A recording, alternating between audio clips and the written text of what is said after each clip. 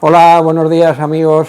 Bueno, estamos en el campus de verano organizado en esta ocasión por V y nada, yo soy Germán Gómez, propietario del vivero Medi Bonsai, y lo que vamos a hacer sobre todo es bueno, yo tengo todo tipo de árboles aquí en el vivero, pero soy un apasionado de los huyastres. En este caso, huyastre, bueno, voy a hacer una aclaración, no deja de ser una palabra catalana, mallorquina, valenciana, como lo queráis llamar, pero es lo que se denomina acebuche, ¿no? Olea europea silvestris, o sea, un olivo silvestre. Entonces, bueno, dicho esto, hecha esta aclaración, lo que vamos a hacer básicamente es primero un recorrido por algunos árboles que veis que tengo por aquí al fondo en diferentes estadios, que ahora luego hablaremos de ellos, y vamos también a pasar a un PowerPoint donde hay también un recorrido desde la recuperación en la montaña, el hábitat natural del acebuche, del huyastre y sobre todo el huyastre mallorquín. Yo quería incidir en el huyastre mallorquín porque pienso que es un árbol que no le damos la importancia que realmente tiene en el mundo del bonsái, ¿no? Si lo comparamos con otras especies como puedan ser los juníperos itoigawa, juníperos chinensis o árboles muy específicos de Japón que se valoran mucho, tenemos el huyastre, que es un árbol que solo se puede localizar con las características del huyastre, es decir, de corteza, madera muerta, vejez. Solo lo localizamos y de hecho solo lo podemos conseguir en las islas de Baleares, especialmente en la Sierra de Tramuntana, en Mallorca, ¿no? Ahora la Sierra de Tramuntana es Patrimonio de la Humanidad y bueno, es más complicado extraer huyastres, ¿no? En cuanto al tema de si recuperación sí, recuperación no, yo es un tema en el que no voy a entrar. Yo solo quiero decir que la mayoría de estos huyastres que ahora veis aquí han sido prácticamente madera para quemar, es decir, yo he estado en la Sierra Tramuntana, en las zonas donde se podía recolectar o habían permisos o autorización, y me he encontrado con payeses que lo que hacían era talarlos, cortarlos y hacer madera para quemar. Por lo tanto, lo que hacemos es darles una vida más longeva y darles una vida como bonsái, que a la vez los transforma en árboles maravillosos, ¿no? Entonces, bueno, yo quería mostraros, voy a pasar al móvil. Ahora pasamos al móvil. Ahora me estoy filmando yo. Espérate a ver que le dé la vuelta. Ahora. Vale. Pues mirar, yo aquí lo que tengo son huyastres en diferentes estadios, que luego hablaremos de ellos, y también os he puesto diferentes tamaños. O sea, aquí veis un tamaño que sería ya casi un kifu.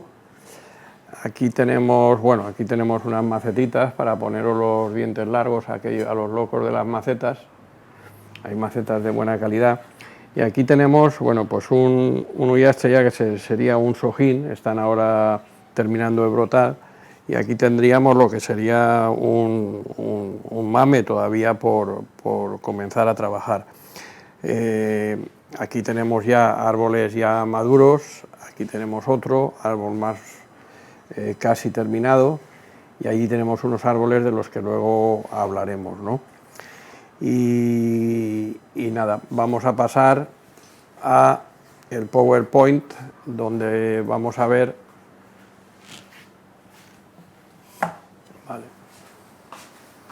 Vale, tenemos aquí, vamos a entrar en lo que es el olivo, o sea, el Olea europea silvestris en la naturaleza, ¿no? Aquí vamos a pasar por diferentes fotos. Esto es la Sierra de Tramontana, cuando yo todavía podía subir por Tramontana. Son fotos de hace pues 14 o 15 años, en las que este es el hábitat natural del huyastre, ¿no? Todo esto que vemos aquí son huyastres, que son un poco como parecido a la sabina rastrera, porque las cabras están... tenemos que decir que el huyastre, cuanto más altura, más podemos encontrarlos con condiciones de corcho, de botonadura, de madera muerta. ¿Por qué? Porque las diferencias de clima, o sea, el cambio de clima del día a la noche y la altura, combinado con las cabras salvajes que los mordisquean y no les dejan que sean grandes, veis aquí todo esto son huyastres, pues esa combinación de temperaturas es lo que hace que durante años este huyastre, que con las características que os digo solo se puede encontrar en Mallorca y con alguna similitud en Sicilia. De hecho, yo tengo aquí un huyastre siciliano, pero no llega a ser la corteza tan potente como la de los de Mallorca, ¿no? Entonces, bueno, ¿qué quiero decir con esto? Que son árboles que se han adaptado y que han creado esa corteza con el paso de los cientos de años y que se han ido adaptando a la situación y por eso tienen esa corteza, que cuanto más altura, más gruesa suele ser, porque se han protegido y de las inclemencias del tiempo, ¿no? ¿Cómo se han reproducido? Pues muy sencillo. La cabra y los animales salvajes han sido los que han difundido. Ellos comen las aceitunas y luego en los excrementos que van depositando dejan el hueso, porque no llega a digerirse, y ese hueso luego pues han ido brotando por la montaña y se han ido expandiendo, ¿no? Luego ya se expanden más a través prácticamente de acodos ellos mismos. Y bueno, aquí vemos a mi amigo Vicente. Veis lo que es un huyastre, que es prácticamente una mata. A veces hay que buscar dónde está el tronco principal para saber si realmente vale la pena o no vale la pena, ¿no? En estas fotos vemos ya el árbol limpio y el tronco, que sí es un tronco llamativo, que tiene madera muerta muy natural, y luego las partes vivas, ¿no? Aquí los vemos en situaciones extremas, entre piedras, que sobresalen y viven donde pueden, ¿no? Es increíble la capacidad de adaptación. Los vemos aquí como surgen de cualquier sitio. Aquí de un agujero en una roca, pues bueno, hay que decir que estos árboles que están en roca son muy difíciles de extraer. Normalmente se cierran lo más aproximado a la raíz que se puede, y de raíces latentes que tienen muy cerca en el propio tronco, a veces bueno, pues son prácticamente pues tocones que se plantan en tierra, y a través de combinación de humedad-calor pues se les hace brotar, y la gran mayoría pues suelen enraizar, ¿no? Veis esta roca completamente repleta de huyastres en los agujeros o allá donde han podido brotar, ¿no? Vale, estamos en las características, es lo que os decía. Veis, esto es una corteza ya de un árbol digamos, de lo que yo digo alta montaña, es decir, de la parte alta, donde las inclemencias del tiempo le han hecho crear esta corteza y protegerse, ¿no? Este es un árbol que tengo por aquí, y este es el árbol que tenéis aquí detrás, le llamamos la marquesa. Es un árbol que bueno, no se parece a un olivo en la naturaleza. Aquí tengo que hacer una apreciación que es mía, muy personal, yo respeto todas las opiniones, que es que mucha gente opina que el bonsái debe ser una réplica del árbol de la naturaleza o parecerse. Yo difiero un poco, ahora luego os mostraré este árbol entero y bueno, si vemos a veces árboles de Kimura o pinos de Kimura totalmente triangulares, totalmente perfeccionados, no se parecen en nada a un pino en la naturaleza o un junípero, que en la naturaleza son realmente matorrales, o una azalea hecha por capas, y cuando en la naturaleza son matorrales, ¿no? Entonces, bueno, que era una apreciación mía, aunque respeto todas las opiniones, ¿no? Aquí tenemos otro árbol mío, veis la corteza brutal. Esto es realmente lo que se aprecia, ¿no? Otro árbol también con corteza, y vamos a ir bajando y viendo las características conforme han sido recuperados a menos altura o a ras o al nivel del mar, pues la calidad de la corteza baja. Esto es un árbol impresionante, muy viejo, porque hay una combinación de madera y de corteza. Otro árbol que tengo aquí, lo mismo, un árbol que ha sido... Y ahora vamos a ver lo que llamamos, bueno, un árbol ya cogido a menos altura, que no deja por ello de ser impresionante, pero la corteza es más alargada y no llega a ser tan botonada. Aquí tenemos otro, esto es lo que llamamos una pata, o sea, no es son a veces gajos o trozos de las bases de olivos grandes, pero bueno, con una madera impresionante. Y conforme vamos bajando vemos que la corteza va perdiendo calidad. Esto también es una pata, vemos la corteza que es un poco más lisa, lo compensa evidentemente con el movimiento y con la madera muerta. Aquí vemos la foto más detallada, pero ya vemos que el tipo de corteza es otro. Este otro, pues lo mismo, lo tenemos aquí al lado, ahora luego hablaremos de él. Esto es una pata también, vemos la corteza más dispersa. Y aquí os voy a mostrar este árbol, que es un árbol recolectado en Sicilia. Veis, la corteza no es tampoco tan gruesa, es más abierta y un poco más grande, y los entrenudos son un poco más largos, y la hoja también es un poquito más grande. Se aproxima mucho, por características posiblemente de la isla de Sicilia, a los Sullastres mallorquines, es lo más parecido que he encontrado.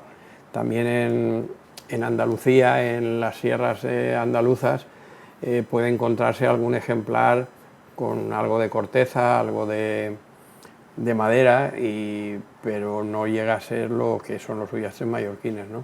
Y ahora os voy a mostrar totalmente esto, que es totalmente diferente. Esto es un acebuche, o la base de un acebuche recolectado pues aquí en la zona de Valencia. Como veis, la corteza es prácticamente lisa y no tiene pues la apariencia de vejez que tienen los Sullastres mallorquines, que es lo que les caracteriza y lo que les hace tener este valor. Vamos a pasar ahora a lo que yo llamo un aprovechamiento de recursos, es decir, no siempre tenemos que buscar partir de un material excelente o excelso, sí un material con potencial para desarrollar, no tener en cuenta que vamos a invertir años de trabajo a lo mejor en cada árbol, y por lo tanto, aparte de la gente que comienza, que es natural que se empiece con plantones, con plantas más sencillas por si se mueren o por si sufren, pues es importante partir de una base que tenga algo de futuro, ¿no? En este caso os voy a comentar este árbol, que bueno, era de un buen amigo mío, de Joan Rigo. Estábamos en Mallorca y íbamos a, pues, hacer, creo, una comida, una torrada, una paella. Y bueno, esto estaba destinado al fuego, ¿no? Y al final me dijo, bueno, si lo quieres, llévatelo. Estaba en un cajón. Y nada, le dije, no, no, no lo quemes, me lo voy a llevar. Y bueno, yo lo planté en una maceta y comencé a dejarlo brotar, ¿no? Luego ya empecé a refinarlo, a dejar ramas. Aquí vemos ya las ramas como empiezo a darle forma. Aquí tras una poda. Y lo que estamos haciendo es lo que llamo construir el chasis. Yo luego lo explicaré más detalladamente con los árboles de aquí detrás. Hay muchas formas de construir o de formar un acebuche, ¿no? Y yo utilizo varias, pero cuando quiero formarlo con tiempo, con paciencia, pues lo que hago es primeramente construir un chasis. ¿Y a qué llamo yo construir un chasis? Pues posicionar ramas en los sitios que me interesan, que es una de las cosas buenas que tienen los huyastres, es que prácticamente brotan de todas partes del tronco y nos dan opción para quitar, poner, cosa que no podemos hacer, por ejemplo, en un pino, ¿no? Entonces, al construir el chasis, yo lo que intento es engordar las ramas con relación a la amplitud del tronco, ¿no? a su tronco, ¿no? Porque a veces podemos ver árboles con un tronco potentísimo y unas ramas finas, finas y mucha cantidad de ramas. Tenemos que dar la cantidad de ramas adecuadas, ni muchas ni pocas, las que necesite el árbol, y luego que tengan los grosores adecuados, ¿no? Aquí vamos a ver una foto ya del árbol ya con un poco de masa verde, y aquí ya lo vemos con más masa verde y con un sari que le hice porque tenía aquí un poco de corteza muerta y bueno, y le hice este sari. Y ahora ya vamos a verlo, este árbol. Esta es la foto prácticamente de cuando el árbol ganó el mejor Kifu en Bélgica, creo que en el año 2012 o 2014, no recuerdo muy bien. Este árbol es un árbol que le llamábamos el chino porque parece un sombrero chino, y como vemos hemos pasado de tener un árbol que estaba destinado a nada o a quemarse, o porque era un trozo de madera prácticamente sin raíces, a un árbol que ganó el mejor Kifu en la prestigiosa exposición Noelanders de Bélgica, ¿no? Ahora vamos a ver desde arriba la densidad, muy importante que logremos densidad, y lo que era y en lo que se convirtió, ¿no? Bueno, es lo que llamo un aprovechamiento de recursos, es decir, convertir algo que no valía prácticamente nada en algo bueno, pues que ya no está en mi poder, ha pasado a una colección privada y en algo pues que tiene bastante valor hoy en día, ¿no? Dentro del aprovechamiento de recursos pasamos también al acodo, es decir, yo tenía este árbol que no sabía qué hacer con él, era un árbol que sí, tenía corteza, pero era un árbol muy longilíneo, muy alto. ¿Y qué hice? Pues muy sencillo, acodarlo. Decidí acodar la punta y sacar dos árboles, uno la parte de arriba y otro la parte de abajo, ¿no? Aquí vemos ya las raíces, una vez hemos quitado la maceta del acodo, y aquí ya lo vemos cortado. Esto estaba destinado a hacer un pequeño sojín, ¿no? Aquí lo vemos plantado, aquí ya lo vemos con las primeras ramas seleccionadas. Con el paso del tiempo ya fue tomando forma. Aquí ya en su maceta prácticamente definitiva. Una foto en el estudio, lo que os he comentado, lograr una buena densidad. Y aquí ya, pues bueno, aquí con mi nieta que participaba en las sesiones de foto mías. Y vamos a pasar a otro ejemplo, ¿no? Un toconcito pequeño que le llamábamos el viejito, aquí lo tenemos, pero muy viejo, con madera vieja, muy interesante, aquí ya con las ramas elegidas. Vemos de nuevo a mi nieta, que era mi ayudante en ese momento. Aquí tenemos el olivito ya pues con mejor crecimiento. Aquí ya apreciamos la madera un poco más limpia. Y aquí un poco antes de que el árbol se marchase de mi casa, fue a Italia, y en Crespi, creo que fue en el año 2017, o no recuerdo muy bien el año, ganó el premio al mejor sojín, ¿no? No lo tengo, no llegué a ponerlo en maceta de bonsái, lo puso su propietario, y es otro ejemplo de que de un material sencillo podemos hacer grandes cosas, ¿no? Ahora vamos a pasar a un árbol grande, al que yo llamo Poseidón, y en el que vamos a comentar varias cosas. Primero, la construcción de las ramas, lo que os he dicho antes. Este es el árbol cuando llegó a mí. Primeramente, lo que hago cuando un huyastre voy a empezar a trabajarlo es ver las partes de corteza que están vivas y las que están muertas. ¿Por qué? Porque normalmente, si construimos el árbol pensando en esta corteza y luego resulta que está muerta y tenemos que quitarla, ya el árbol está construido en función a ello también. Por lo tanto, lo primero que hago es la elección de ramas y quitar la madera muerta. Hay gente que no la quita o que la deja. Lo que pasa es que la madera muerta se va a ir cayendo conforme va a impulsar desde atrás la nueva corteza, y es lo que os digo, a lo mejor tenemos la imagen, estamos creando un árbol en función de esa corteza y luego resulta que no la tiene, ¿no? Y este es un ejemplo de ello. Vamos a pasar al árbol ya con la corteza que estaba muerta, la hemos quitado y hemos seleccionado ramas, ¿no? Ramas que vamos a seguir el mismo procedimiento, hacer un chasis, es decir, darles un grosor adecuado para un tronco tan potente. No serviría de nada tener unas ramitas muy finas, ¿no? O no, para mí no hay una relación tronco-rama. Aquí tenemos ya con las ramas más engordadas, veis el árbol alambrado. A veces ha habido gente que en broma me dice, no, vosotros los de los huyastres, los de las tijeritas, pues nada más lejos de la realidad.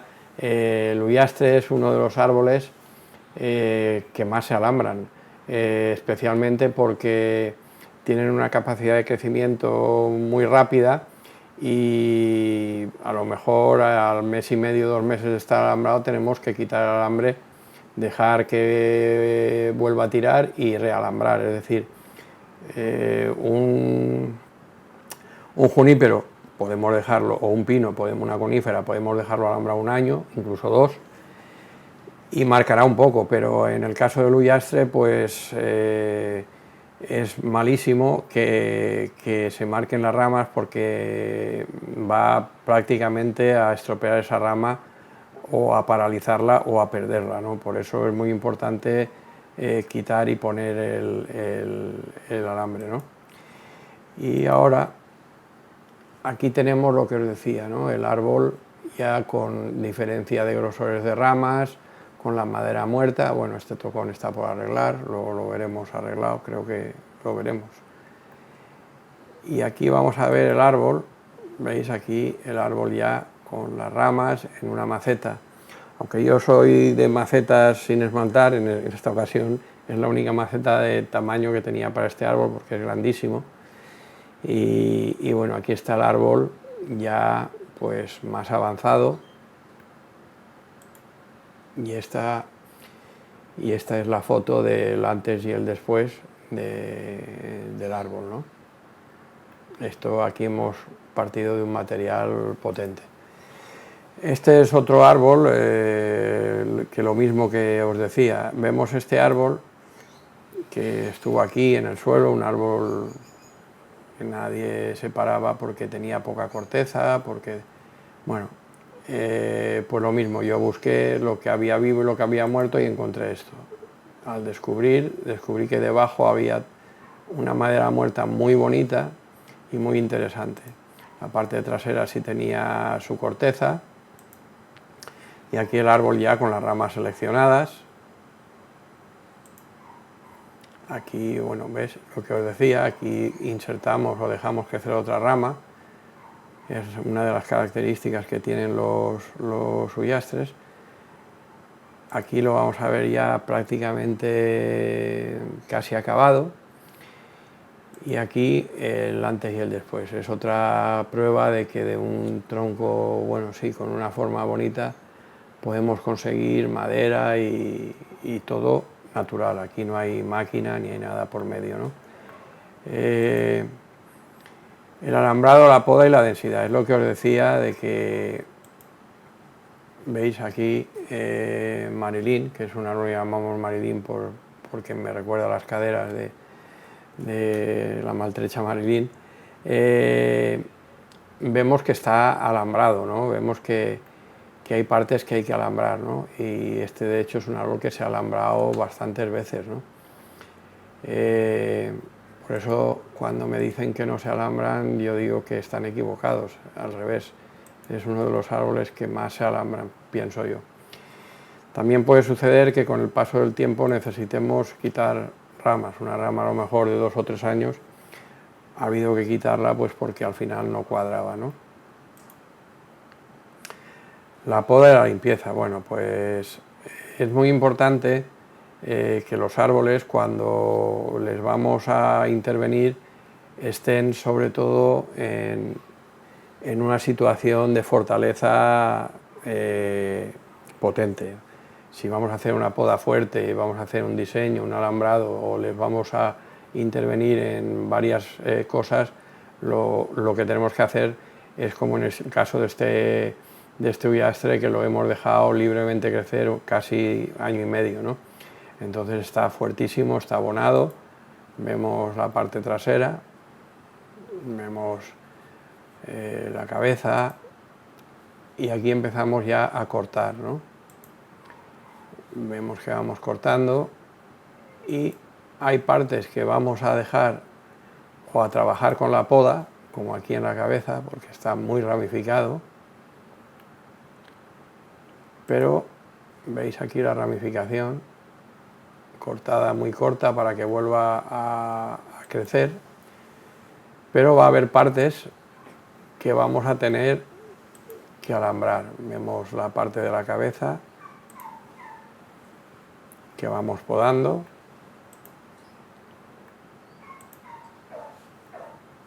Aquí vemos fotos y la parte de abajo es una parte difícil, la vemos aquí, que es la que vamos a alambrar. ¿Por qué? Porque tiene apenas formación y porque estamos remodelando la parte de abajo, porque es un árbol que bueno, está destinado a ser una semicascada. ¿Veis? Esta parte de arriba está, y la parte de abajo aquí empezamos a alambrar.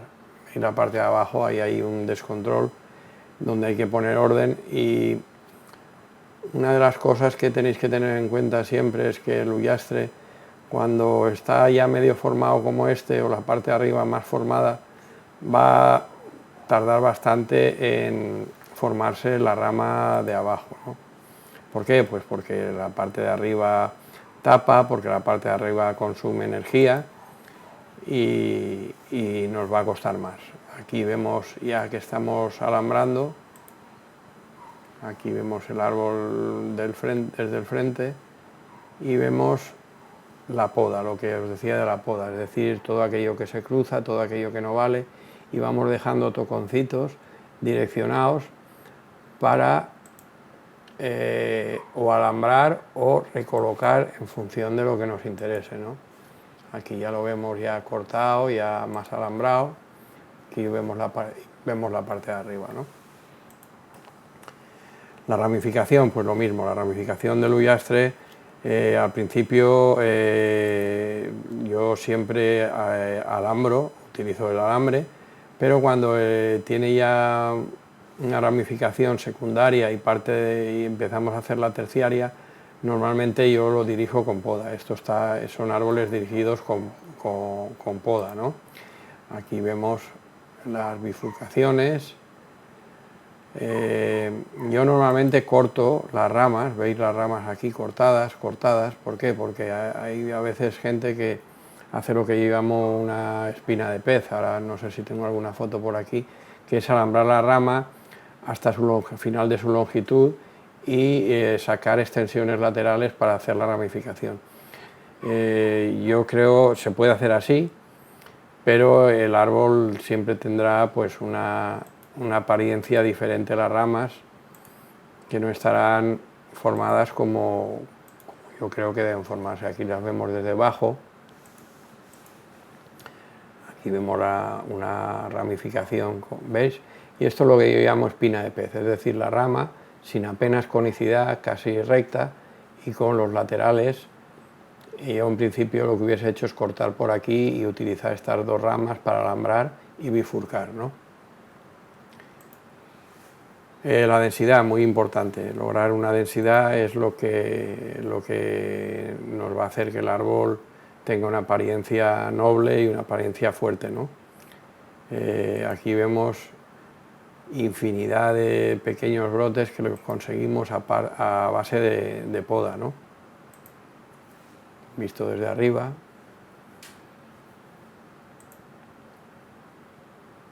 Aquí vemos una hoja sana. Muy importante. Las enfermedades, vamos a entrar en un tema conflictivo, pues las enfermedades más comunes en el olivo, la chilleia. Bueno, la chilleia es una enfermedad que ha surgido recientemente, hace unos años. En Italia ha acabado con millones de olivos que han sido talados. Aquí vemos el efecto, y es que va marchitando el árbol hasta que prácticamente lo mata, ¿no? Por el momento no hay una cura, hay que convivir con ella, y es uno de los motivos porque los huyastres mallorquines no pueden salir en la actualidad de Mallorca por la chilleia, ¿no? Porque hay focos de chilleia, aunque en la península, en Alicante y en algunas zonas mediterráneas también se han focalizado centros o focos de chilleia, ¿no?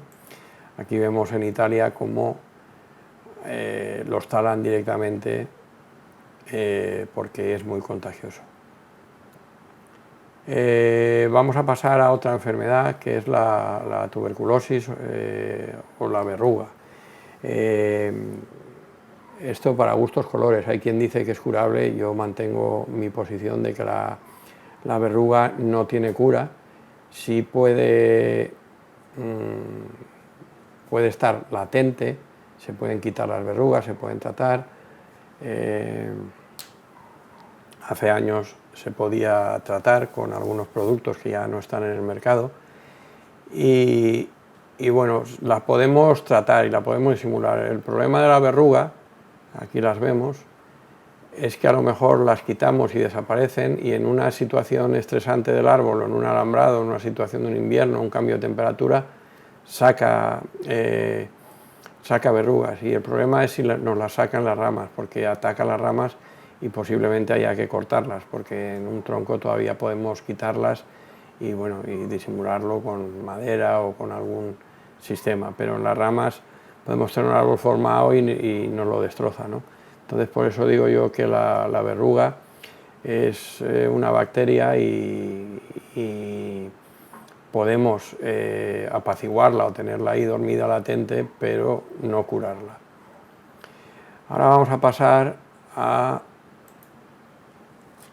la verticilosis. La verticilosis o el verticillium se ha extendido mucho por toda la cuenca mediterránea y se caracteriza porque seca las ramas del olivo, nos hace hoja amarilla, puede secar algunas ramas, y bueno, también es muy difícil de erradicar. En la naturaleza casi imposible, pero porque puede estar latente en las raíces 10 años o más, y bueno, en bonsái con algunos tratamientos hemos logrado controlarlo e incluso erradicarlo, ¿no?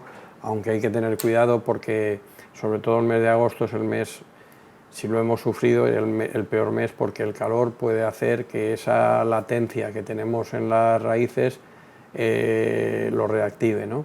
Entonces, bueno, hay tratamientos preventivos. Es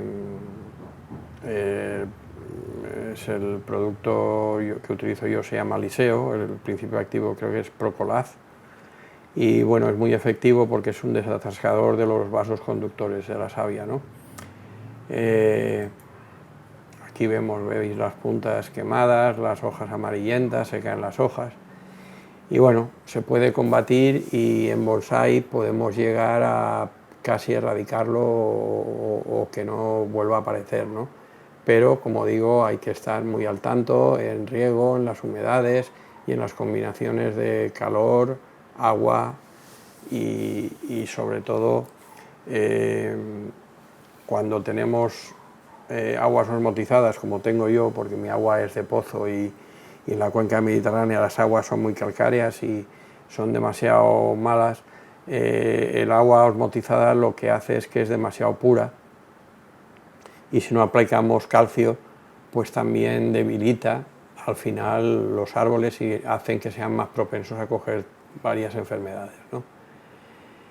Vamos a pasar a la Mariglionia unionalis, más conocido por el picabrotes. Es un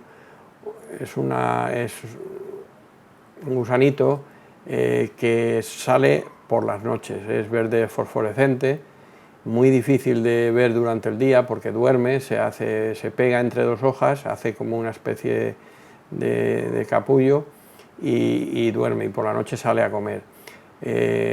Ponen huevos, y cuando, sobre todo en el mes de julio,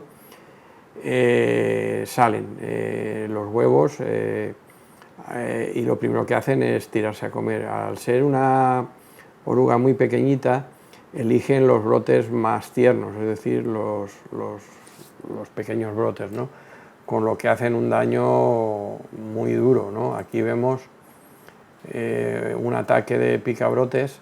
Vemos estas telillas, son como una tela de araña o seda que van dejando en su paso, y muchas veces podemos detectarlo porque vemos hojas colgando con un hilito, ¿no? Es difícil de combatir, sobre todo porque sale por la noche y hay que utilizar productos nocturnos, ¿no? Pero bueno, nosotros este verano nada más salió lo hemos acotado con un producto que, si os interesa, luego hablaremos de él. Luego tenemos el repilo. Aquí el repilo, bueno, pues es un hongo muy común, o más común en los huyastres, que podemos tratarlo con fungicidas sistémicos, y es bastante más sencillo de combatir. Bueno, ahora vamos a ver antes y después de algunos árboles. Este es un árbol que, como veis, está en sus primeras fases, luego ya con las ramas más engordadas por el sistema que os he comentado, la parte trasera, ya el árbol con las ramas direccionadas, aquí con una brotación, aquí con más brotación, aquí el árbol ya a punto de ponerse en su maceta definitiva, y el árbol ya en una buena maceta, una maceta Guiozán, con su maceta definitiva, recién podado y recién limpiado. Y bueno, es un árbol que también ya no lo tengo conmigo porque está en una colección particular en Alemania. Ahora vamos a pasar a la marquesa, un árbol que lo tenemos aquí detrás, luego lo veremos más de cerca.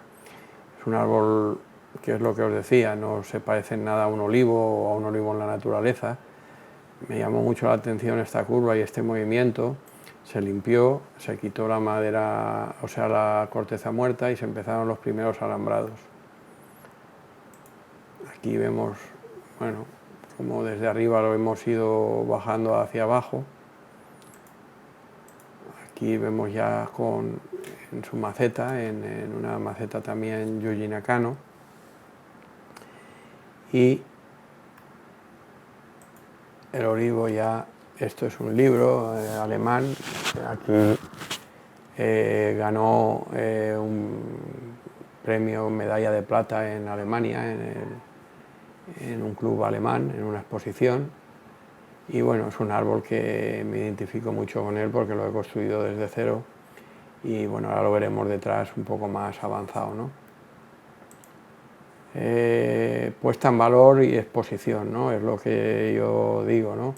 Aquí tenemos el rey, que es un árbol que conoceréis porque también ha ganado, pienso que es el olivo que más exposiciones o que más galardones tiene.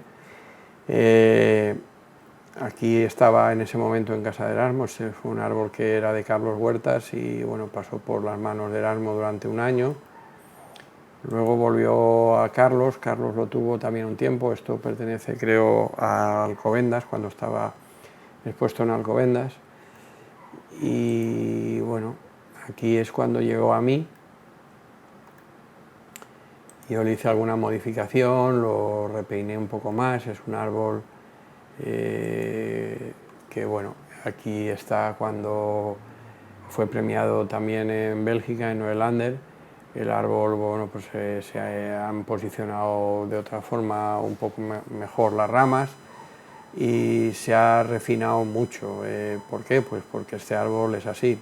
Puede ser que gente me diga que es un poco antinatural, sí, pero bueno, yo lo que intento es que el árbol pues despierte ciertas emociones, elegancia, belleza, eso me tiene que despertar algún tipo de reacción, ¿no?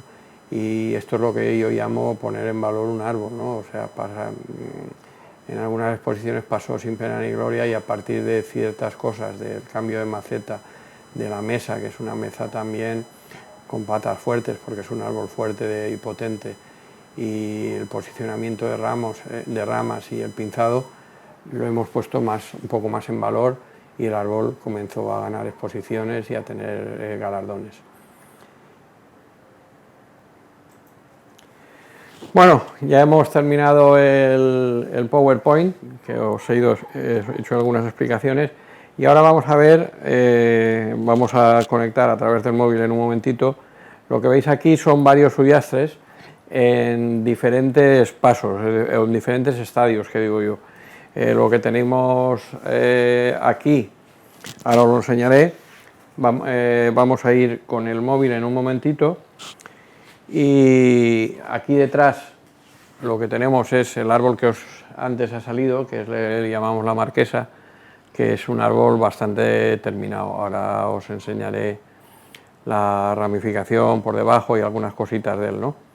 Antes que nada quería hacer un inciso para presentaros también o recordaros que tenemos a disposición el libro de la segunda edición de Aranjuez de V-Bonsai, la segunda convención. Es un libro que para los socios es gratuito, un libro que está muy bien. Podéis ver dentro unas fotos muy bonitas y nada, también está a disposición de aquel que quiera adquirirlo. Creo que el precio está sobre 50 euros, ¿eh? Así que no olvidéis, es un buen libro.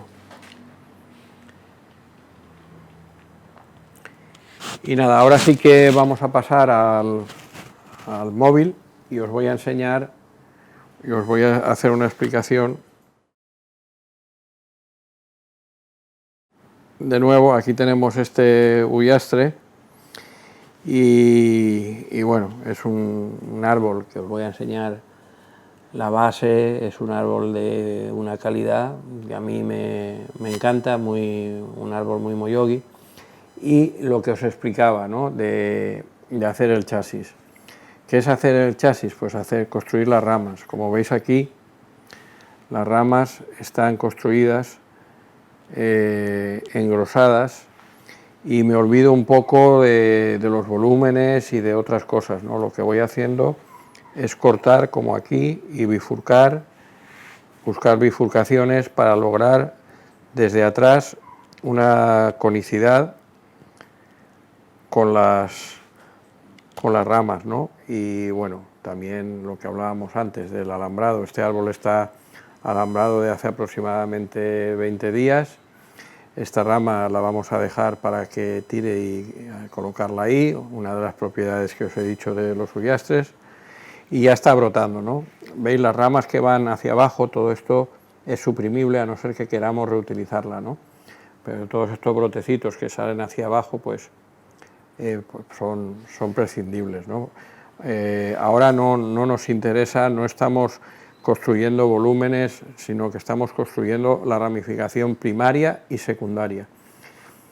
Ese árbol sería un estadio 2, esto es un estadio, lo que llamo un estadio 1, le hemos retirado el alambre hace unos días, porque ha estado alambrado prácticamente 15-20 días. ¿Veis? Aquí hemos dado un poco de forma a lo que es el ápice, luego posiblemente pues cortaremos en algún momento, o por aquí, y dejaremos crecer esto y haremos ramas con esto.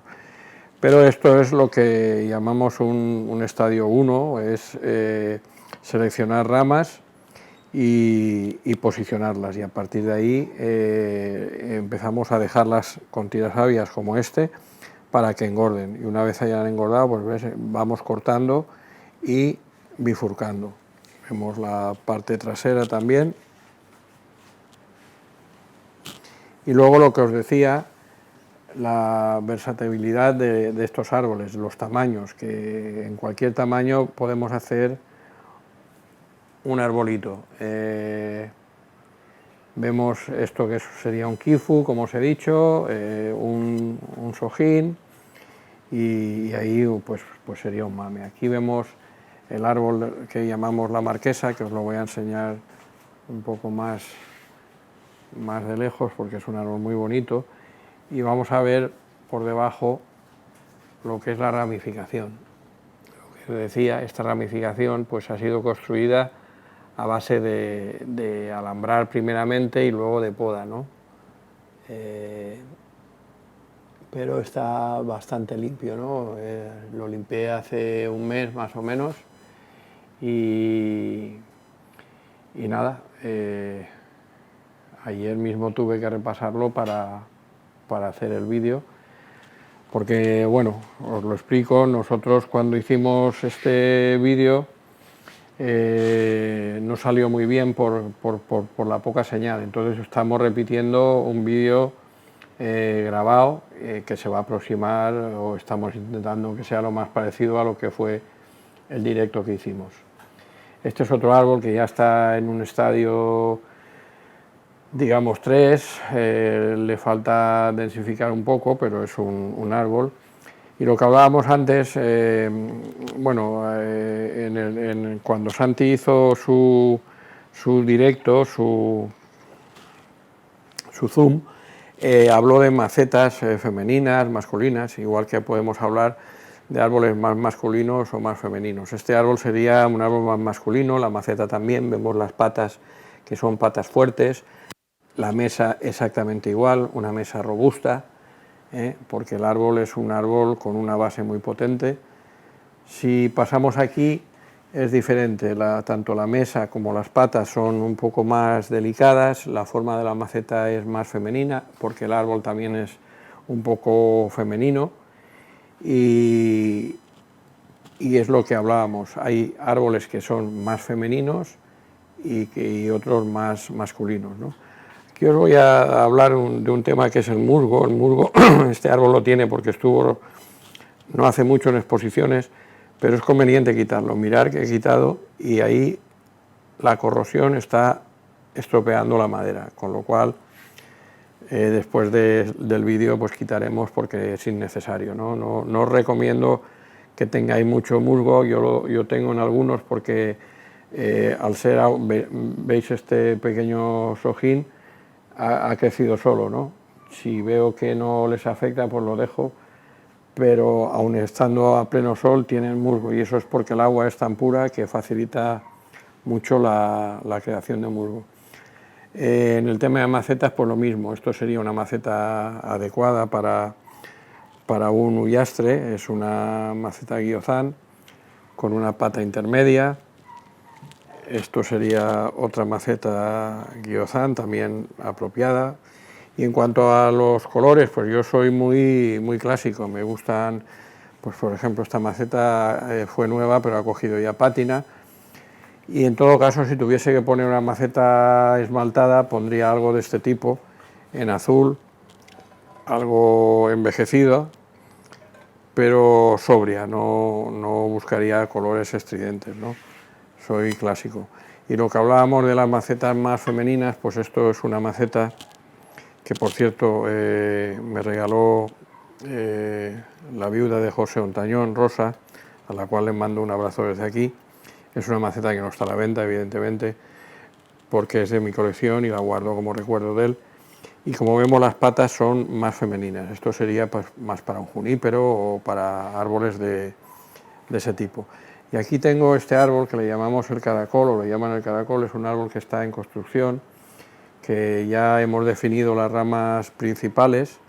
Es un árbol que no es mío, pertenece a un buen amigo, a Pablo. Y bueno, ahora sí que vamos a entrar en un proceso de densificar, de limpiar lo que no valga y dejar ramas o subramas elevadas para crear las masas y la densidad. Y lo que os comentaba antes del grosor, tanto este árbol como este que veis aquí tienen el mismo tiempo de construcción. La diferencia es que aquel está construido engordando ramas y dejándolas crecer, y este están alambradas, un poco como veis aquí, lo que yo llamo espina de pez, es decir, sin apenas cortar, alambrar las ramas, como veis hasta aquí. Con lo cual, ¿qué pasa? Que las ramas no engordan lo suficiente, son ramas muy finas, si veis el calibre del tronco es grandísimo, y bueno, irá engordando, pero le costará engordar, porque para que engorden las ramas tiene que haber mucho tirón. Si veis aquí un tirasabias, para el del ápice sí que ha engordado, el ápice sí que tiene un grosor ya adecuado, pero estas ramas, como veis aquí, son finas, y al no cortarlas apenas se quedan muy estáticas y no engordan ni se forman como a mí me gustaría. Evidentemente podemos formar el árbol así, ahora habría que limpiar brotes innecesarios y volverlo a alambrar, pero yo prefiero formarlo como os he dicho antes, ¿no? La construcción de un chasis, que sería este. Como vemos, las ramas más limpias, más definidas, con grosor adecuado al grosor del tronco y alambrado. Y en cuanto ahora estamos comenzando la ramificación secundaria y la terciaria, y luego a densificar masas. Y esto sería un poco el tema de la construcción de los huyastres, como yo los trabajo. Ya os digo que se pueden trabajar en varias formas, de hecho yo lo hago en diferentes formas, no todos igual, pero yo me inclino cuando son árboles destinados a mi colección, pues por hacerlos de la forma que os he comentado, como el ejemplo que os acabo de comentar. Vale, pues me quedaba hablaros de un recurso que es este olivo que veis aquí. Esto es un olivo, o sea, un trozo de la parte baja de un olivo o un tocón, digamos. En su día me llamó la atención porque fijaros qué madera muerta tiene, es impresionante, pero como veis la corteza, aunque está envejecida, no es la corteza de un huyastre. Esto es un olivo. Lo que pasa es que, si veis aquí, ha sido injertado de huyastre. Veis la hoja diminuta, aquí veis estos brotes, esto es hoja de olivo que está creciendo. Si veis la diferencia de hoja con hoja, es porque está rebrotando de aparte del tronco, ¿no? Pero ya todas las ramas, lo que os he comentado, los grosores, ahora pues posiblemente tendré que cortar aquí y con estas dos ramas abrir, y ese es el procedimiento que yo voy haciendo para abrir las ramas, ¿no? Esto es un olivo ya totalmente injertado de huyastre, y bueno, está por alambrar. Es un recurso cuando tengáis un tronco bonito que a lo mejor no os decidáis a trabajarlo como olivo. Yo no, y mira que estoy rodeado de ellos, no, porque en Levante hay muchos topones que se pueden recuperar, pero no me gusta, los entrenudos son muy largos, la hoja es grandísima, no densifican, no compactan bien. En caso de ser un árbol muy grande, pues a lo mejor sí, ¿no? Pero ya os digo que a mí no es algo que me llame la atención. Prefiero injertarlos como este y a partir de ahí trabajarlo como el resto de estos. Pues nada, ahora vamos a pasar al tema de preguntas. La primera pregunta nos la hace Joan Mora desde Valencia y nos pregunta sobre el tema del abonado. Vamos a ver, el tema del abonado, no solo en los uyastres, sino en todos los árboles, para nosotros es importantísimo, y más en un vivero, ¿no? Aquí hay muchísimos árboles, nosotros no podemos abonar a lo mejor todo con orgánico, por lo tanto utilizamos abonos líquidos para abonar. Entonces lo que hacemos es que abonamos prácticamente 2 veces por semana, repartimos un poco lo de un riego en 2 riegos, mezclamos en un mezclador y hacemos abono regado. En este caso utilizamos la marca Lombrico, que es la marca que nos ayuda en V, en nuestra exposición, y aparte, bueno, pues son unos productos bastante fiables. Entonces podemos utilizar Lombrico tanto primavera.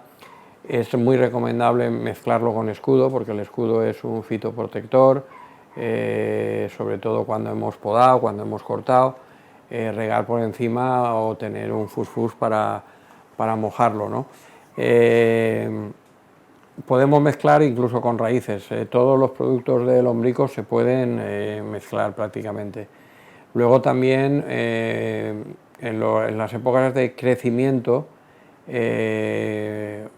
junio, julio y septiembre, aplicamos una vez al mes calcio. ¿Por qué? Pues porque lo que hemos comentado, el agua de osmosis es tan pura que elimina todo, y a veces, bueno, la mayoría de los árboles, especialmente sabinas, juníperos, incluso los uyastres necesitan una aportación de calcio y nosotros la aportamos regada. La gente que tenéis colecciones o que tenéis pues una cantidad reducida de árboles o tenéis unos árboles que podéis controlar, también es recomendable utilizar el abono sólido. El abono sólido orgánico es muy bueno, de liberación lenta. Lo que pasa es que nosotros, yo especialmente en el clima que tengo, al ser tan cálido, para poner bolas hay que enterrarlas mucho y aportar encima sphagnum para que mantenga la humedad y para que el abono funcione, porque si no el sol entre riego y riego lo seca y no produce la función de degradación que es el moho este que sale alrededor de las bolas, que es cuando está funcionando el abono, ¿no? Pero a los que tenéis unas condiciones climatológicas adecuadas, que el abono se os mantenga, yo os recomiendo también hacer aportaciones de abono orgánico. Hay abonos orgánicos más rápidos, más lentos. Tenéis el Green King, que es como pellet, que también es muy recomendable, se deshace pronto, y si no, pues tenéis las bolas de Anagocoro o cualquier otro que se deshacen más lentamente, ¿no?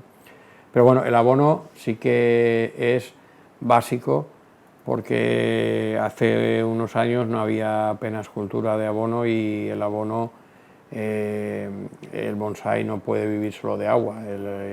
Las tierras que utilizamos, que hemos hablado poco, pues son neutras, no tienen alimento, y por lo tanto hay que aportarlo a través del riego o a través de la materia orgánica. Bueno, tenemos ahora otra pregunta, Gaby Romero desde Barcelona. Hola Gaby, buenos días. Gaby nos pregunta que cuántas veces regamos al día. Vamos a ver, yo estoy en una zona de las de más calor de España en verano. De hecho, estamos en Játiva, es un pueblo que tenemos al lado, que a veces lo utilizan como reseña de uno de los puntos de calor más altos de España, con lo cual nosotros en verano sufrimos mucho y tenemos que regar mucho. Hasta ahora hemos estado regando 2 veces al día. En agosto variamos el riego, seguimos regando 2 riegos al día, pero en vez de regar a primera hora como hacíamos en junio y julio, lo que hacemos es que regamos a eso de 12:30, 1 del mediodía, y luego regamos a las 6:30, 7 de la tarde. Con eso lo que hacemos es que el último riego de la tarde mantiene húmedos los árboles durante la noche, porque aquí eso sí baja un poquito la temperatura durante la noche. Durante la mañana se mantienen húmedos hasta la 1 y a la 1 volvemos a regar, con lo cual lo que conseguimos es mantener humedad prácticamente todo el día para que no haya resecones, porque los árboles que están enmacetados en maceta de pre-bonsai no sufren tanto, pero los árboles en maceta de bonsai o los árboles pequeños tenemos que tener mucho cuidado con el riego. Por lo tanto, 2 riegos mínimo diarios, riego manual, vivero principal o vivero donde yo tengo mis árboles, al menos 1 hora de riego, y la parte de árboles japoneses, pre-bonsai y zona outlet o mercadillo que llamábamos antes, pues prácticamente 2 horas, o sea, imaginar las horas de riego al día. Pero bueno, es un vivero donde hay, no sé, 1000 y pico, 2000 árboles, con lo cual es necesario y bueno, yo el riego automatizado no puedo instalarlo porque hay tantos árboles que mecanizarlo me es prácticamente imposible. Podía hacer un riego aéreo, pero el riego aéreo, que he visto uno en Tarragona que funciona bastante bien, de un amigo, el riego aéreo sería contraproducente, porque con el calor, la mezcla de calor y mojar los árboles, en especial el árbol japonés, quemaría mucho las hojas. Por lo tanto, de momento, y si no sale nada nuevo, seguimos regando a mano. A ver, otra pregunta desde Andalucía, nos preguntan qué tipo de sustrato utilizamos. A ver, nosotros hemos ido probando con el paso del tiempo los diferentes sustratos. Siempre hemos partido de una base que es la Kadama, por supuesto, principalmente porque viene envasada, porque es poco engorrosa y porque podemos calibrarla en varios calibres, ¿no? Pero como principio la base es la Kadama.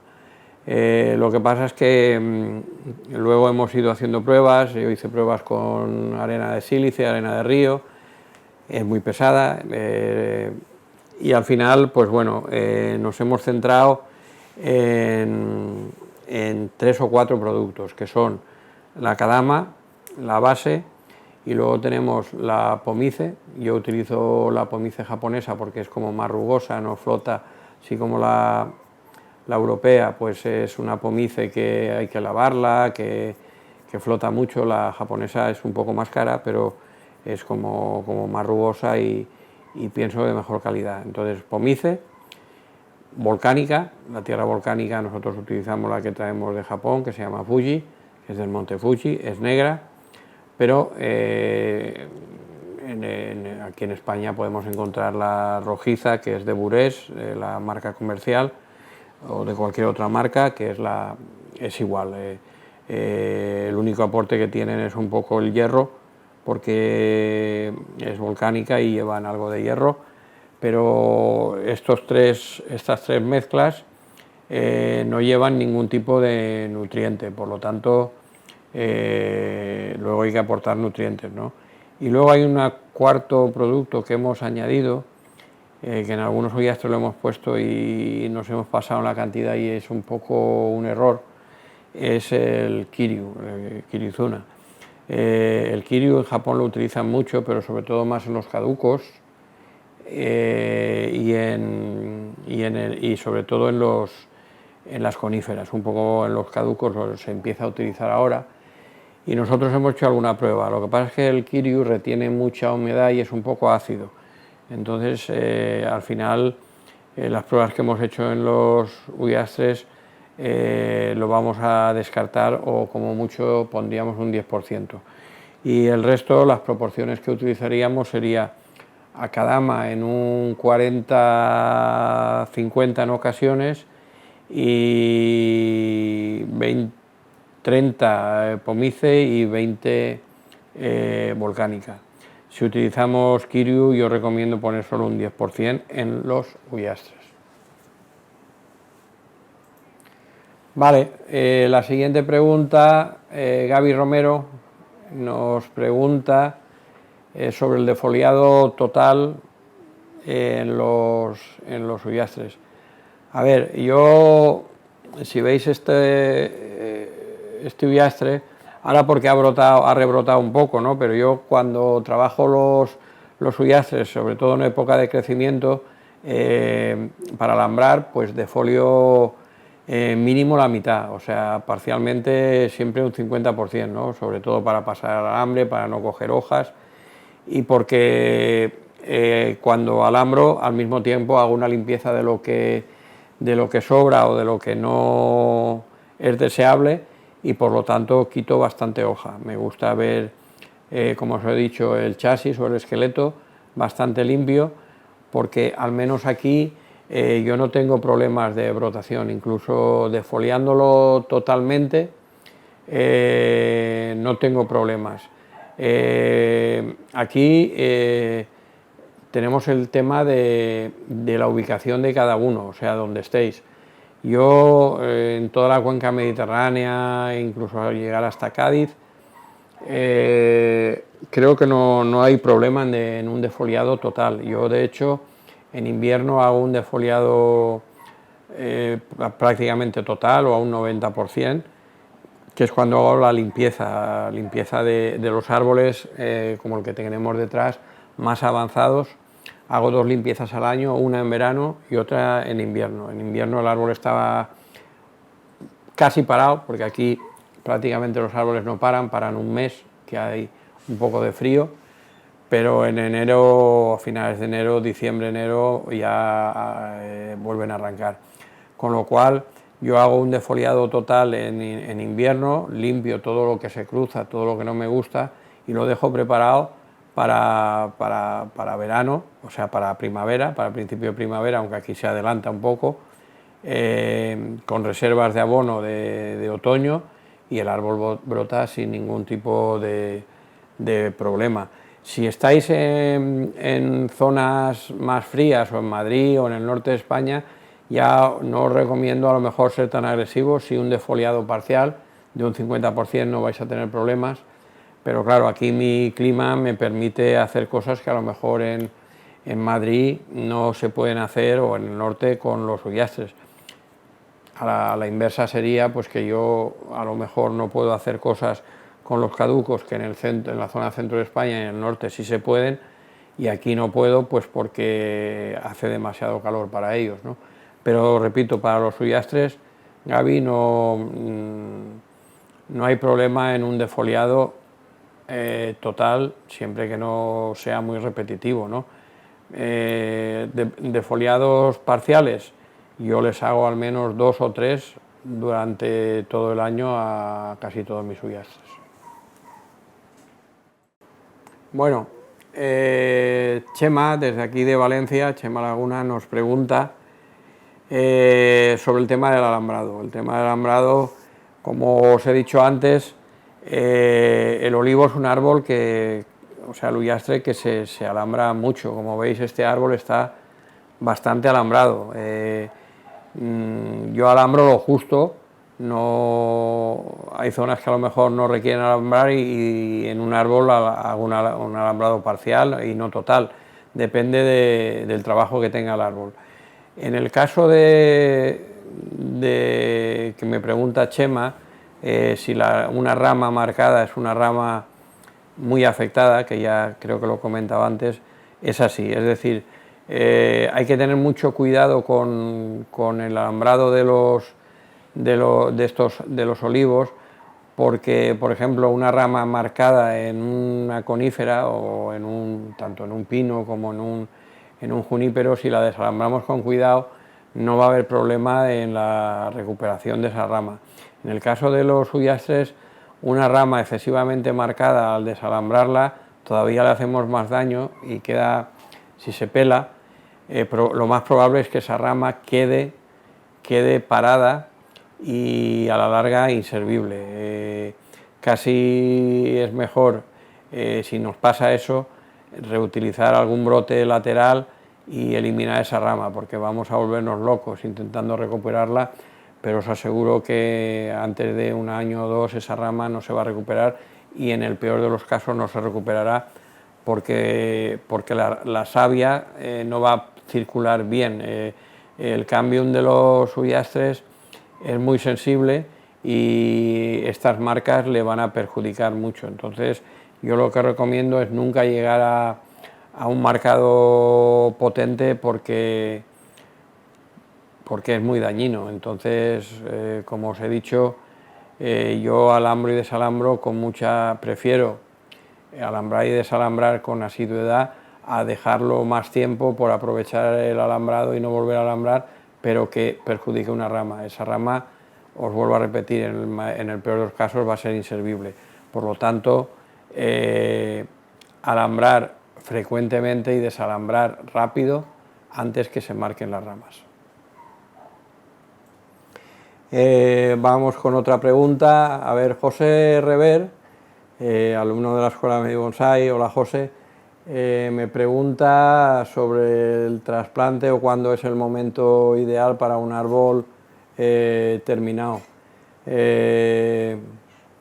Vamos a ver, los huyastres, contrariamente a lo que la gente piensa, son árboles bastante complejos en la hora del trasplante, ¿no?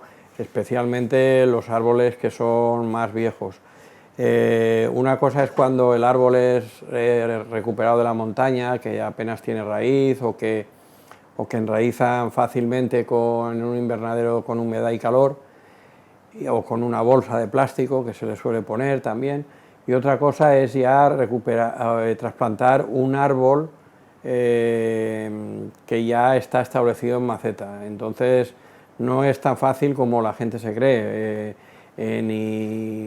A ver, un caduco es más sencillo, casi siempre vamos a tiro fijo, entre febrero, principios de marzo, enero, febrero, marzo, la mayor parte de los caducos pueden ser trasplantados. Los huyastres también, pero va un poco en función de la vejez, de la madurez del árbol y del tiempo que lleve enmacetado ese árbol, si hay que intervenir mucho en la raíz o no.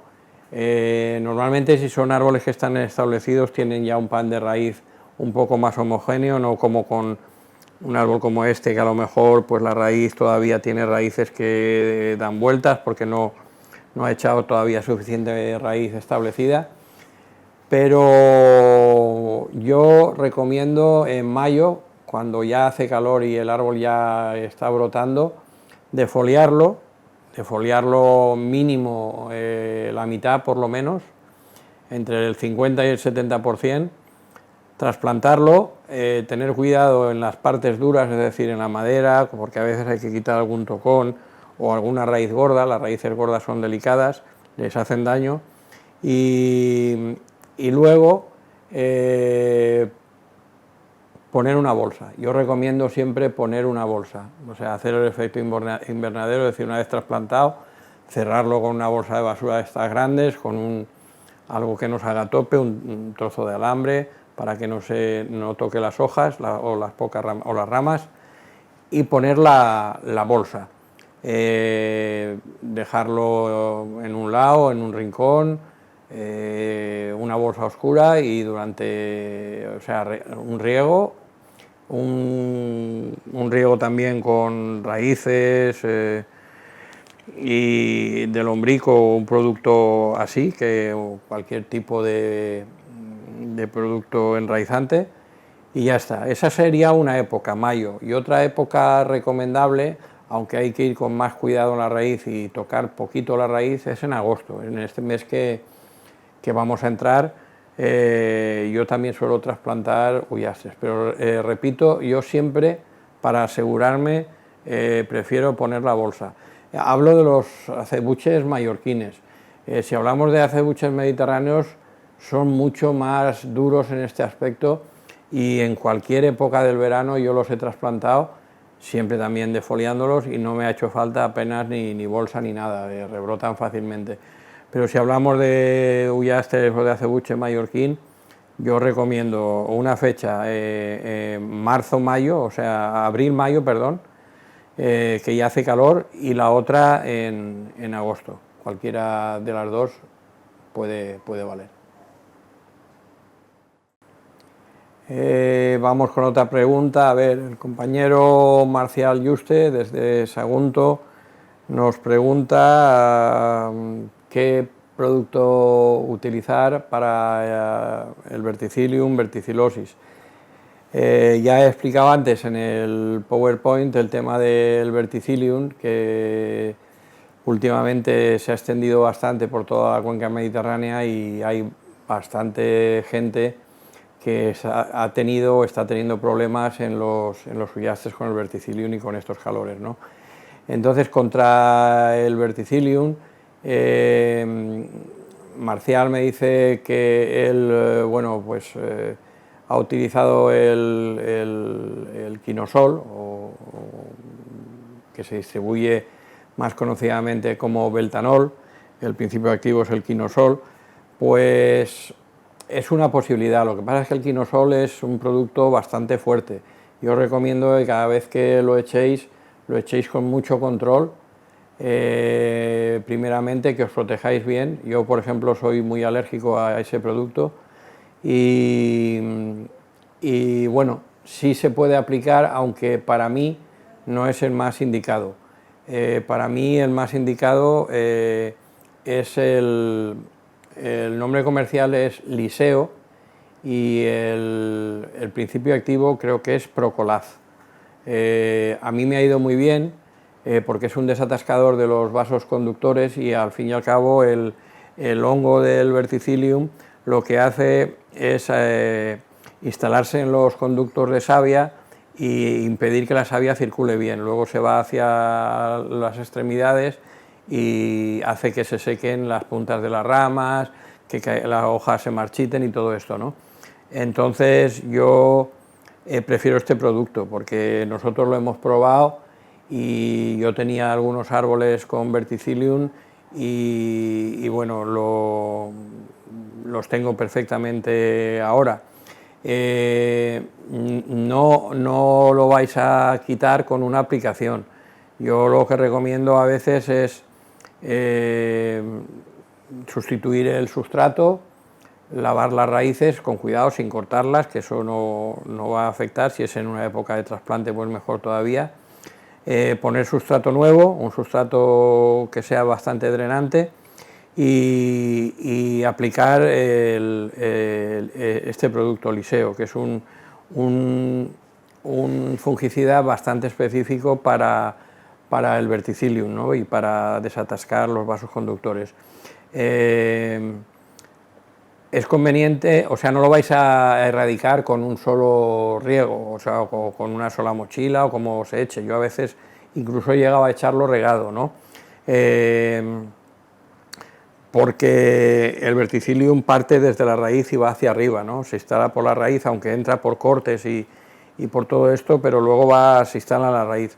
Entonces vais a eliminarlo también utilizando, o sea, no dejando que vuelva a reproducirse, es decir, utilizándolo preventivamente. Después de una primera aplicación hay que aplicarlo 2 o 3 veces o 4, al menos cada 20 días.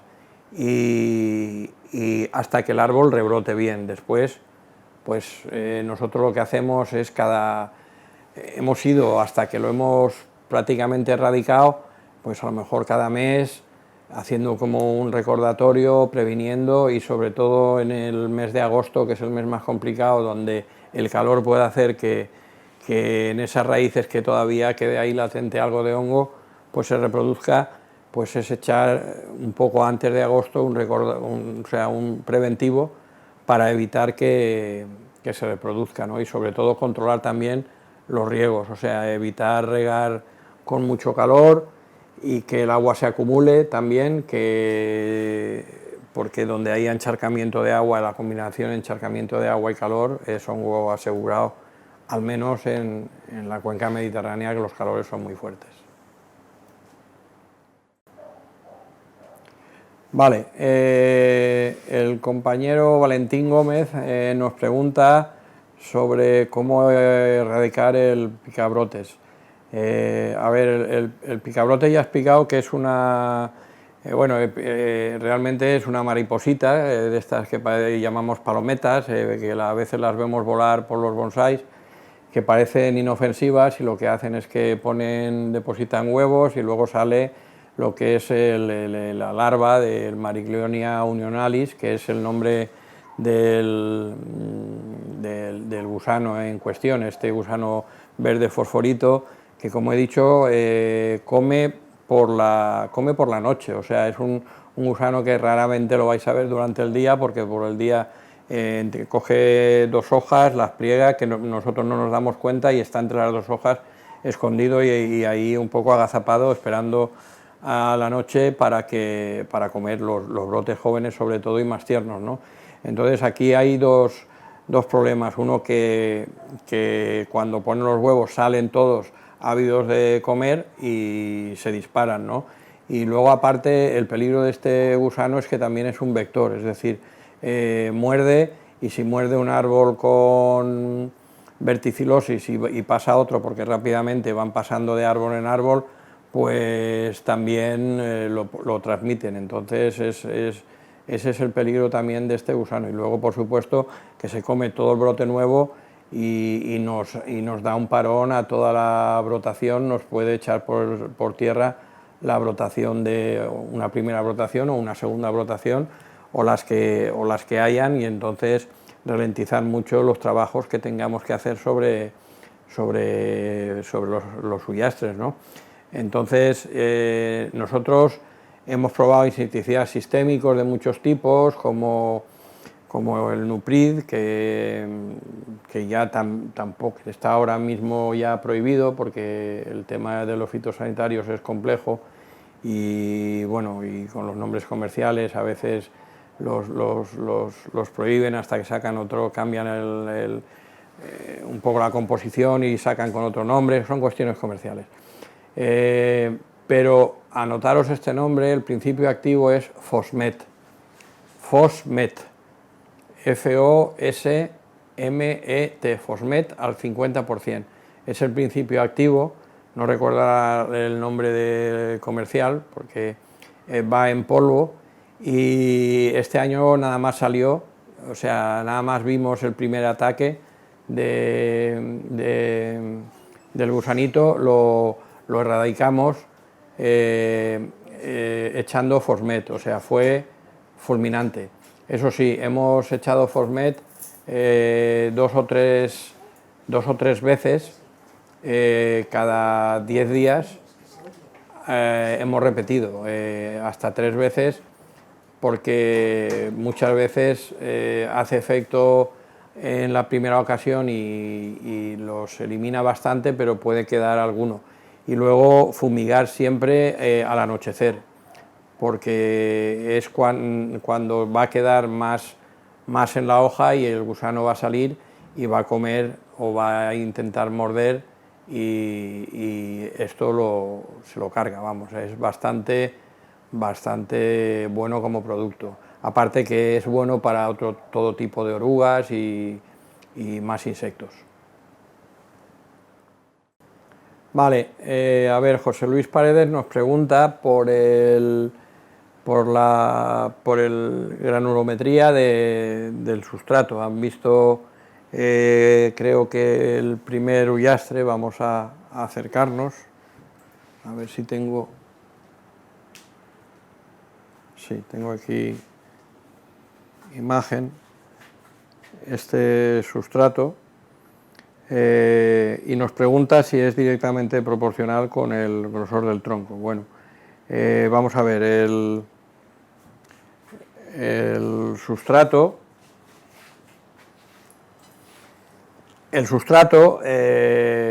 nosotros procuramos que sea en función exactamente del tamaño del árbol, es decir, si son sojines o árboles más pequeñitos como los que tenemos detrás, pues el grano va a ser un poco más pequeño.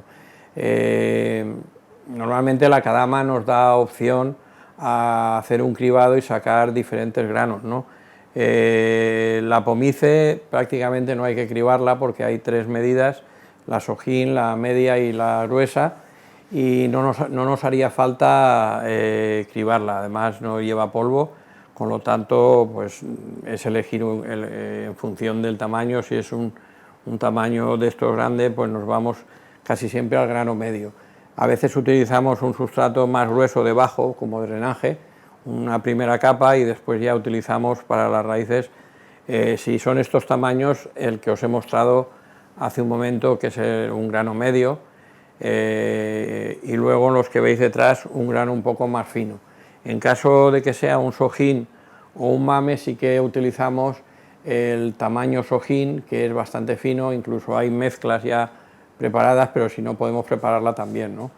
Y muy rara vez utilizamos el grano grueso para todo el árbol, porque es demasiado drenante, y entonces hay demasiado aire suelto dentro de las raíces. En fin, no es muy recomendable, a no ser que sea un árbol de 1 metro, metro y pico, y requiera pues ese tipo de tierra, ¿no? Pero por lo general, pues sí, va en función un poco de los 3 tamaños que solemos manejar, que es el sojín, el kifu, el chujín y el dai. Son 4 tamaños. Digamos que al sojín y al kifu, bueno, al sojín y al mame le aplicaríamos el tamaño sojín, el pequeñito, y a los otros, a casi todos, el medio, prácticamente el grano medio, ¿no? Que es un poco el grano que yo os he mostrado antes, ¿no? Podéis sacarlo perfectamente tanto de la volcánica, que da opción a cribarle y sacar 3 medidas por lo menos, y también en la Kadama. Ya os he dicho que el pomice viene prácticamente, si es el japonés, cribado, y bueno, podéis utilizarlo así directamente. Vale, tenemos, creo, una última pregunta. Álvaro Rey nos pregunta por el aporte de calcio. Vamos a ver, ya he comentado antes que, bueno, pues la gente, sobre todo que cultiva juníperos, sabinas, como Papalardo, como Gaby Romero, ya me han comentado en ocasiones bueno, que ellos hacen aportes de calcio a menudo, ¿no? Sí, es importante hacerlo, porque si sobre todo trabajamos con aguas osmotizadas, como es mi caso, porque aquí es agua de pozo, y el agua directamente del pozo es súper perjudicial, vamos, es cal pura, con nitritos, nitratos, en fin, aquí tened en cuenta que estamos rodeados de naranjos y hay mucho abonado sólido, y todo eso luego pasa a las aguas subterráneas y se va a los pozos, ¿no? Entonces, sí, es recomendable aportar calcio. Yo lo que hago es, en las épocas de crecimiento, los 2 o 3 meses más de crecimiento, como son junio, julio, septiembre, o incluso a lo mejor antes, mayo, junio y julio, pues una vez al mes aportar calcio líquido, calcio que puede ser, pues, en este caso utilizo el del lombrico también, pero calcio podéis obtener calcio líquido de otras marcas o de otros productos. En nuestro caso utilizamos el de lombrico porque además, aparte de tener un calcio de siempre para la vegetación o para árboles, para vegetación en general, pues tienen ahora uno específico para bonsai, que han sacado hace poco tiempo, ¿no? Entonces hacemos un aporte una vez al mes en los 2 o 3 meses de crecimiento, ¿no? Ya bien sea mayo, junio y julio, o junio, julio y septiembre. En agosto tengo que decir que nosotros tanto el abono lo ralentizamos un poco porque hace tanto calor que vamos con mucho cuidado en aportaciones ya bien sea de productos fitosanitarios como de abonos, ¿no? Porque hay que controlar el riego y no es bueno estresar los árboles ya con tanto calor con más productos, ¿no? Pero sí, yo recomiendo utilizar, porque ya digo, si son aguas osmotizadas o aguas muy puras, el calcio es importante porque se lo vamos a aportar, ya que las máquinas de osmosis eliminan los calcios y los productos minerales. Lo que no eliminan son las bacterias. Antes hemos hablado de la verticilosis, controlar también el tema de los bidones de riego, porque yo tuve el problema de que el verticillium me venía por el agua, es decir, los bidones son de 1000 litros, pero eran blancos y los rayos UVA del sol pasaban a través, lo cual creó dentro de los bidones en el suelo pues una especie de verdín o de algas que yo no veía porque los tengo en alto, y lo que estaba haciendo era regar con verticillium. Ese fue mi problema. Tuve que cambiar los depósitos, ahora tengo unos depósitos negros que son antirrayos UVA, que no pasa la luz a través y no se generan esos hongos dentro. De todos modos, de vez en cuando tenemos un dosificador de cloro que echa unas gotitas cada vez que se llenan los depósitos para, si hay algún tipo de hongo, eliminarlo, ya que la osmosis, repito, sí que elimina los minerales, pero no elimina hongos, bacterias y todo esto. Bueno, creo que ya hemos tenido la mayor parte de las preguntas. Vuelvo a recordar a los compañeros que este vídeo es regrabado sobre lo que preguntasteis y sobre lo que hicimos. O sea, hemos intentado hacerlo lo más aproximado posible.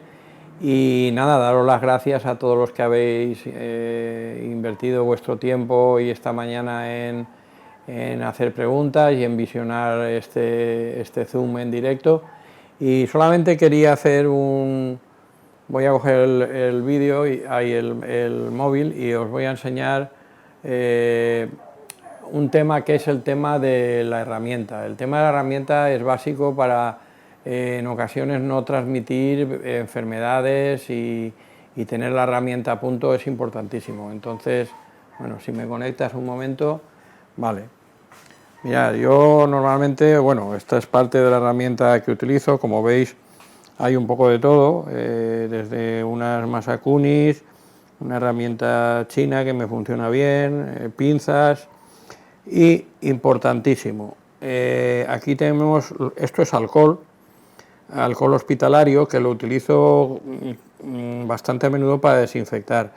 Luego también utilizo después, bueno, pues un desinfectante, en este caso es un desinfectante japonés, pero los hay de marcas españolas, ¿no? Lo importante es mantener la herramienta bien. Esto es una goma de limpieza. Normalmente cuando cortamos muy a menudo, cortamos o despuntamos un árbol como este, que empleamos mucho la tijera en él, pues se llenan de savia y pegajosa, y entonces no corta bien. Entonces lo que hacemos es mojarla un poco en alcohol, y con esta goma, que hay de distintos tamaños, limpiarla un poco. Y luego, importantísimo, el tema del afilado. En este caso tenemos aquí una piedra de afilar Masakuni, que es cara, creo que vale 60 euros, es una animalada, pero bueno, hay Masakuni y las hay en Kikua o otras marcas o piedras más que podemos encontrar más económicas, y con un poco de aceite para herramienta lo que hacemos es poner un poquito en la piedra y siempre después de cada sesión de trabajo afilar la herramienta. Yo creo que tanto en nuestro sitio de YouTube de V como en el mío propio, en el de Medio Bonsai, hay un vídeo del señor Kawasumi, que es el presidente de Masakuni, que nos enseña cómo afilar la herramienta, pero importantísimo mantener la herramienta limpia y afilada y en las mejores condiciones. Esto, aparte de que nos va a alargar su vida, nos va a permitir que no transmitamos a veces enfermedades de unos árboles a otros, ¿vale? Y bueno, os voy a dejar unas imágenes, voy a intentar salir fuera y dejaros unas imágenes de algunos árboles. Bueno, aquí lo que veis es algunos de los trofeos. Vamos a vacilar un poco de trofeos, bueno, de Nishikiten, de Ubi, IBS, Tantai, Noelandes Trophy, en fin. Hemos rodado mucho por las carreteras europeas y hemos asistido a muchas exposiciones. Es una parte más de nuestro vivero desde aquí. Esto ahora está muy limpio y en realidad esto es nuestro taller, es un sitio de trabajo que hemos adecuado para la ocasión, ¿no? Y desde aquí pues visionamos normalmente todos los árboles que veis que tengo aquí fuera y que ahora voy a dar una pequeña vuelta para mostraros y ya terminar con el vídeo. Salimos fuera. Aquí, bueno, pues tenemos algunos árboles en crecimiento, este Uyastre, que es impresionante. Vemos la corteza. Bueno, está en épocas de crecimiento y yo los dejo que se salvajen un poco, ¿no? Aquí, como veis, tenemos algunos mirtos, y luego pues tenemos Uyastres en formación. Este Uyastre que, bueno, pues está ya bastante avanzado. Junípero de Jon, que está eventualmente aquí. Un árbol al que le tengo especial cariño, que es este gran Eleagnus. Otro junípero pequeño de Jon. Aquí tenemos este otro Uyastre. Aquí tenemos, bueno, pues algunos árboles caducos japoneses, algún junípero. Este, bueno, pues ha venido este año. Aquí tenemos este gran junípero que, bueno, está pendiente de alambrado. Un carpe que rediseñé desde cero. Y bueno, aquí tenemos el árbol que os he mostrado antes, ¿veis? Lo que os he comentado del musgo, esta semana o mañana, cuando tengamos un rato, vamos a quitarlo, porque este árbol estuvo en Bélgica, creo, en la última exposición, y bueno, no es bueno porque al final sube para arriba y nos estropea las maderas. Aquí tenemos a Marilyn, que es el árbol este que os digo, que me recuerda un poco el movimiento de las caderas de Marilyn. Un árbol que llamamos la bestia y que hemos puesto en bonsai. Este mirto fue de José Ontañón. Bueno, primero fue mío, luego pasó a manos de Ontañón y cuando falleció, pues volvió a mí. Le agradezco a Rosa, su viuda, bueno, que volviese a mí, y lo tengo aquí con gran cariño, ¿no? Y nada, aquí tenemos algún junípero que ha venido este año, bonitos movimientos. Y esta es la zona, pues, de árboles que están un poco ya más en formación más primaria. Algunos están más avanzados que otros. Aquí tenemos esta bonita bugambilia que Le hemos quitado la flor, pero automáticamente está volviendo a hacer más flor. Así que bueno, pues con estas imágenes nos vamos a despedir, esperando que os haya servido de algo las explicaciones que he podido daros y todo lo que os hemos aportado. Así que bueno, con la imagen del cartel de Made Bonsai os dejo. Venga, hasta luego a todos. Gracias.